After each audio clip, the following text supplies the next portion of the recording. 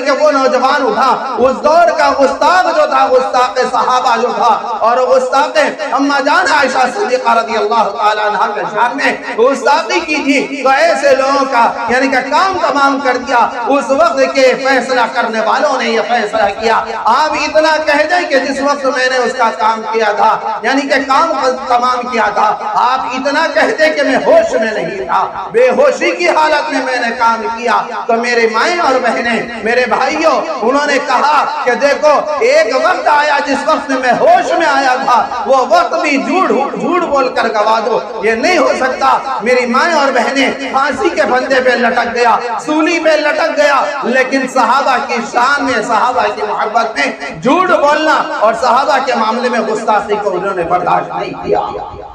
ہے کوئی ایسا مثالی انجینئر کا بھی کام کرنے والا؟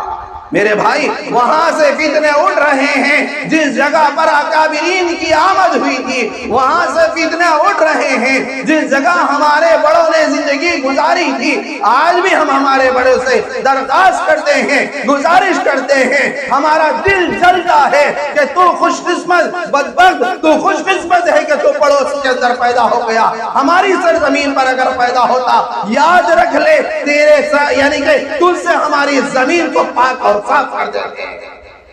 تو میرے مائیں اور بہنیں، آج کے دور کے جو فتنے اٹھ رہے ہیں اور صحابہ کے معاملے میں گستاخی کر رہے ہیں، صحابہ کے معاملے میں برا بھلا کہہ رہے ہیں، یاد رکھ لیں ایمانی جذبہ ہمارا ہونا چاہیے،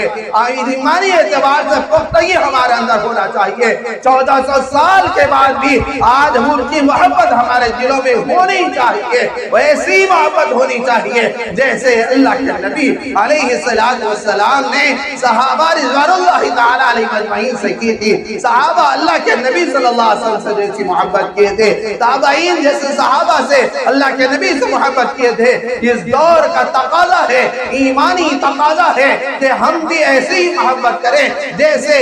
یعنی کہ اللہ تبارک و تعالیٰ نے بتلایا، جیسے ہمارے اکابرین نے صحابہ سے محبت کی تھی ویسی محبت ہمارے دلوں میں بھی ہونا ضروری ہے۔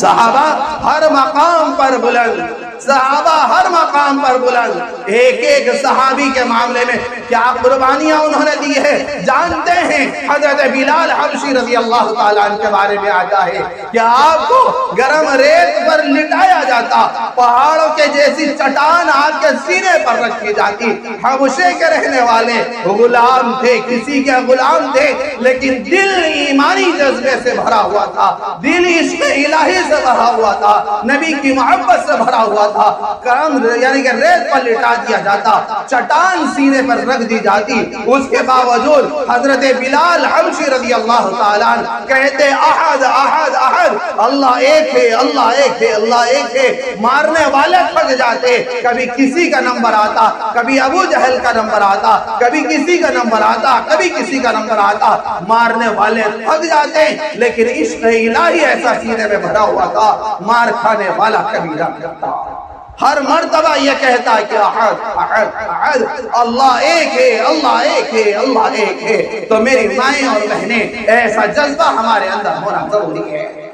ایسا جذبہ جو حضرات صحابہ کا تھا وہ جذبہ ہمارے دلوں میں ہو۔ حضرت ابن خباب رضی اللہ تعالیٰ کے بارے میں آتا، امیر المومنین حضرت عمر ابن خطاب رضی اللہ تعالیٰ عنہ فرماتے ہیں کہ ایسے وقت میں جس وقت میں ان کو امیر بنایا گیا، میں نے حضرت خباب کی پیٹھ کو دیکھا تو پیٹھ بالکل یعنی کہ چمڑا بالکل گل گیا تھا اور پوری ہڈیاں نظر آتی تھی، کالا پڑ گیا تھا۔ انہوں نے فرمایا انگاروں پر مجھے لٹایا جاتا، کس کی محبت نے انگاروں پر لیٹنے پر مجبور کیا؟ حضرت خباب رضی اللہ تعالیٰ عنہ۔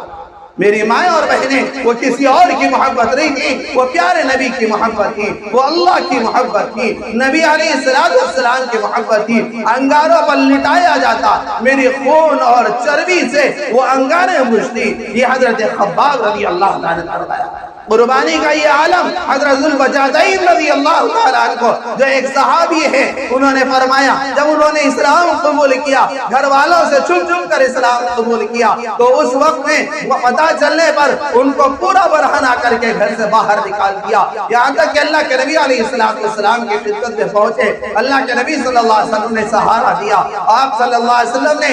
اسلام کے اندر داخل ہونے بعد اللہ کے نبی صلی اللہ علیہ وسلم نے ان کو اپنے قریب کیا، یہاں تک کہ ایسا عشق الہی کا جذبہ تھا، اونچی آواز میں اللہ کا ذکر کیا کرتے تھے۔ اور جب آپ کا انتقال ہوا تو اللہ کے نبی علیہ السلام نے خود نماز جنازہ پڑھائی، اور یہاں تک کہ دفنایا، اپنی چادر نبی علیہ السلام نے حضرت ذوالبجادین رضی اللہ تعالیٰ عنہ کو یعنی کہ کفن میں اپنی چادر دی اور خود قبرستان کے اندر اتر گئے، اور اتر کر اللہ کے نبی علیہ السلام نے آپ کو لٹایا اور کہا کہ اے اللہ میں ان سے راضی ہو گیا، آپ بھی ان سے راضی ہو جائے۔ کیا مقام تھا صحابہ کا! اور ایسے وقت میں حضرت عمر ابن خطاب رضی اللہ تعالیٰ عنہ اور دوسرے صحابہ نے فرمایا کاش ذوالبجادین کی جگہ یہ ہمارا جنازہ ہوتا تو کتنا اچھا ہوتا۔